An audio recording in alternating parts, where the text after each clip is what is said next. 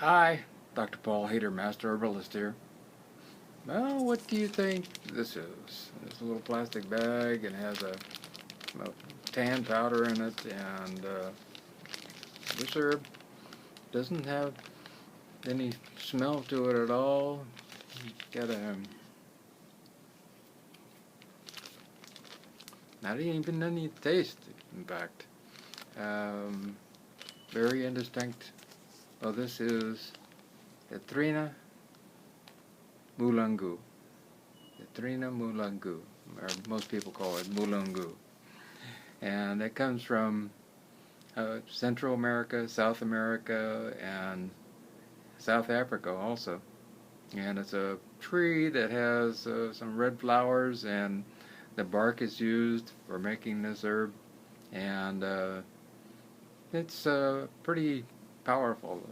And the tree grows to be 30, 40 feet tall, and has a lot of thorns on it. And red flowers, and the flowers are pollinated by hummingbirds. Very interesting. It's been used, this herb, for hundreds of years by tribal people for calming the nervous system down and for restful night's sleep. So it's been around for a long, long time, and a lot of people haven't heard about it though. But I think it's one very important herb that we can keep around.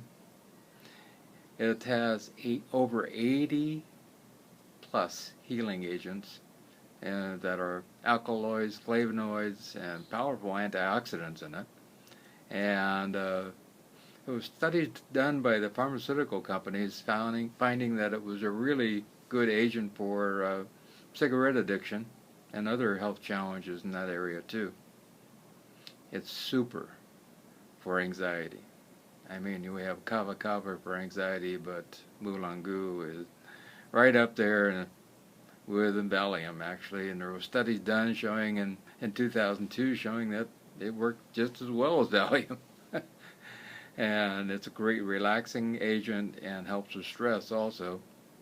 And traditional Chinese medicine, it soothes away excessive heart yang and helps with the meridian congestion in the body, improves circulation in the body, and especially circulation of the liver and the heart.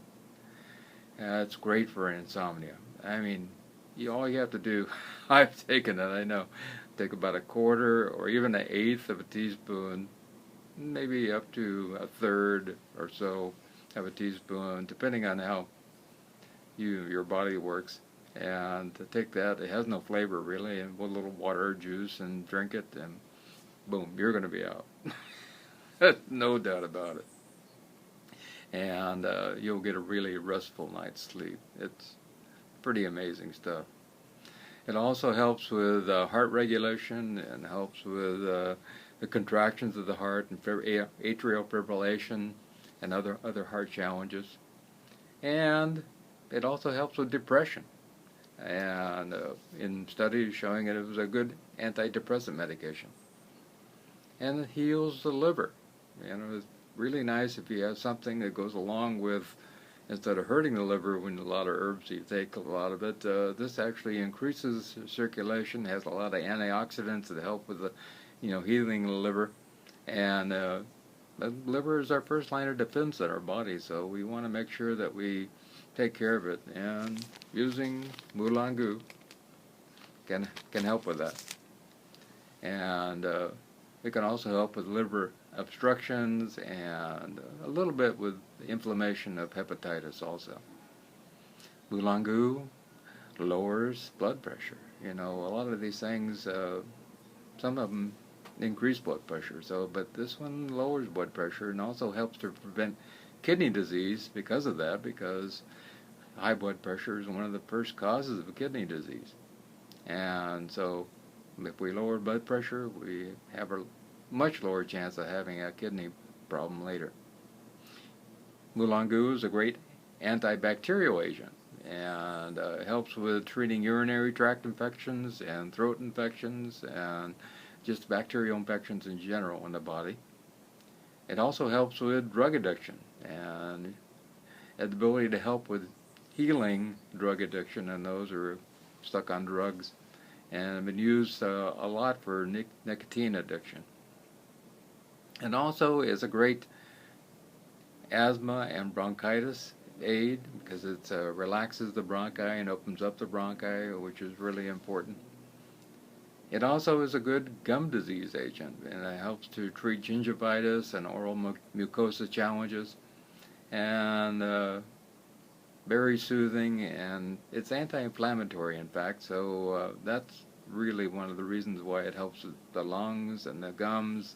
It's very good anti-inflammatory, and helps with arthritis also because of that. And it helps with pain, usually inflammation is swelling, redness, pain, and that helps with all three of those. So if you have some redness and swelling going on, typical of arthritis, then Mulungu will help. It enhances our memory.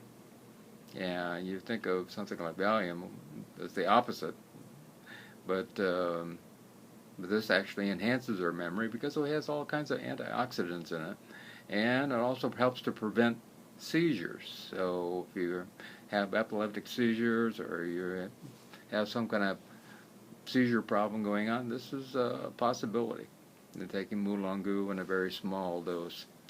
And talking about dose, most people take, I recommend from an eighth of a teaspoon, to, if you're very sensitive to this type of thing, up to a teaspoon, if you're not very sensitive. Or the cut bark, you can actually, shredded bark, and it's cut and sifted.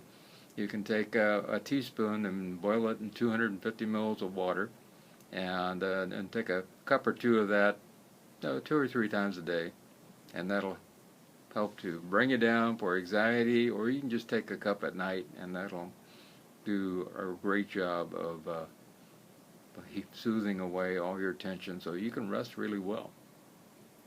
It really has no side effects as to this date as far as taking it in normal doses. And of course it shouldn't be taken by those who are pregnant, nursing, or by small children. And that's for all herbs, medication, supplements, and things in general. So here's to Mulungu. And I recommend people learning meditation instead of having anxiety to begin with and having to take a herb to deal with that anxiety. Learning meditation like Vipassana meditation or TM meditation.